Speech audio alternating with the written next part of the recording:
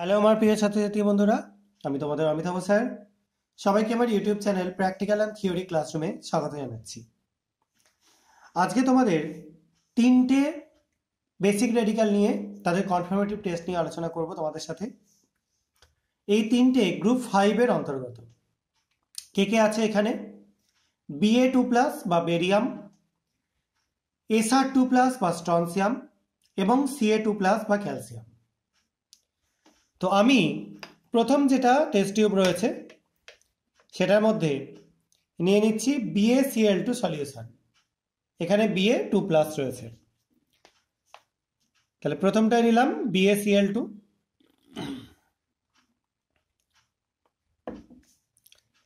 সেকেন্ডের যেটা রয়েছে এটার মধ্যে আমি নিয়ে নিচ্ছি কিছুটা ক্যালসিয়ামের স্যাম্পেল, দেখতে পাচ্ছ CaCl2 সলিউশন।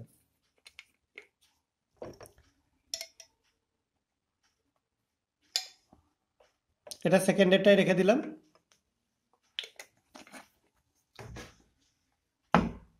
আর থার্ডেরটা আমি নিয়ে নিচ্ছি স্ট্রনসিয়াম নাইট্রেট সলিউশন।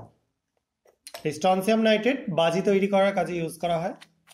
খুব সুন্দর ক্রিমসন রেড কালারের ফ্লেম তৈরি করে। তোমরা বিভিন্ন তুবড়িতে যে লাল রংটা দেখতে পাও সেটা মেনলি স্ট্রনসিয়ামের জন্য। এবার একটা জিনিস একটু বলে দিই, এই তিনটে স্যাম্পেলের মধ্যেই তোমরা যদি সালফেট সল্ট দাও, যে কোনো সালফেট, তাহলে কিন্তু হোয়াইট প্রেসিপিটেট তৈরি হবে। সেই কারণের জন্য সালফেট দিয়ে তোমরা প্রথমে এদের এক্সপেরিমেন্ট স্টার্ট করবে না। তোমরা প্রথম যেটা ইউজ করবে সেটা হচ্ছে potassium chromate solution, K2CrO4 solution. আমরা প্রথমটায় দিয়ে দিচ্ছি। দেখো একটা অফ হোয়াইট কালারের প্রেসিপিটেট তৈরি হচ্ছে। এটা হচ্ছে বেরিয়াম ক্রোমেটের জন্য, এবং এটা শুধুমাত্র এই গ্রুপের মধ্যে বেরিয়ামই রেসপন্ড করবে, বাকি কেউ রেসপন্ড করবে না। এটা থেকেই তোমরা কনফার্ম হয়ে যাবে যে বেরিয়াম আছে। মিটে গেল, Ba2+ কনফার্ম। এরপরের রিয়েজেন্ট আমরা যেটা ইউজ করব সেটা হচ্ছে একটা যে কোনো অক্সালেট সলিউশন। আমি এখানে সোডিয়াম অক্সালেট সলিউশন নিয়েছি, তোমরা অন্য যে কোনো অক্সালেটও নিয়ে করতে পারো, অ্যামোনিয়াম অক্সালেটও করতে পারো। আমি অ্যামোনিয়াম অক্সালেট দিয়েও পরে দেখিয়ে দেবো তোমাদের। তো এটার মধ্যে আমরা অ্যাড করে দিচ্ছি অ্যামোনিয়াম অক্সালেট। দেখো একদম dense milky white curdy white precipitate তৈরি হচ্ছে। একদম কনফার্ম Ca2+ আছে, ক্যালসিয়াম আছে। এটা কিন্তু অন্য কোনোটায় রেসপন্ড করবে না। ফাইনাল যেটা পড়ে রইল স্ট্রনসিয়াম, তার জন্য আমরা অ্যাড করব জিঙ্ক সালফেট।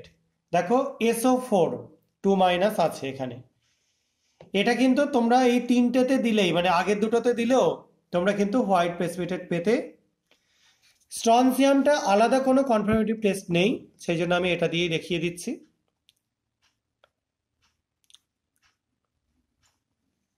দেখো এটা যোগ করবার পর সলিউশনটা দেখতে পাচ্ছ টারবিড হচ্ছে, এবং আরও বেশ খানিকক্ষণ রেখে এরকমভাবে চেক করতে থাকলে এটা আস্তে আস্তে দেখো হোয়াইট হয়ে যাচ্ছে। অবশ্যই সেটা ডেন্স হোয়াইট হবে না, মোটামুটি একটা হোয়াইট কালারেশন হবে। দেখেই বুঝতে পারছো এটা কিন্তু বাকিদের জন্য হতো। তাই স্ট্রনসিয়ামকে আইডেন্টিফাই করতে আমরা কোনো প্রপার টেস্ট ইউজ করতে পারবো না। তো এদের তিনটাকে পার্টিকুলার আইডেন্টিফাই করার জন্য ফ্লেম টেস্ট হচ্ছে একদম পারফেক্ট। যদি তোমরা চাও যে ফ্লেম টেস্টের ভিডিও, তাহলে আমি ভবিষ্যতে বানাতে পারি, এটা তোমাদের কমেন্টের উপর ডিপেন্ড করছে।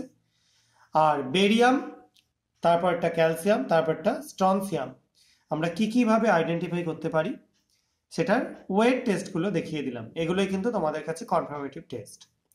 পরীক্ষায় কিন্তু তোমরা ওয়েট টেস্টটাই তোমাদেরকে লিখতে হবে। আশা করা যায় তোমরা বুঝতে পেরেছ। কারো কোনো সমস্যা থাকলে বা কিছু জানার থাকলে তোমরা কমেন্ট সেকশনে লিখে জানাতে পারো। এই ভিডিওগুলো ভালো লাগলে চ্যানেলটাকে সাবস্ক্রাইব করো, ভিডিওগুলো লাইক এবং শেয়ার করে এই চ্যানেলের পাশে থেকো। আজকের মতো এটুকুনি। সবাই খুব ভালো থাকবে, সাবধানে থাকবে। বাই।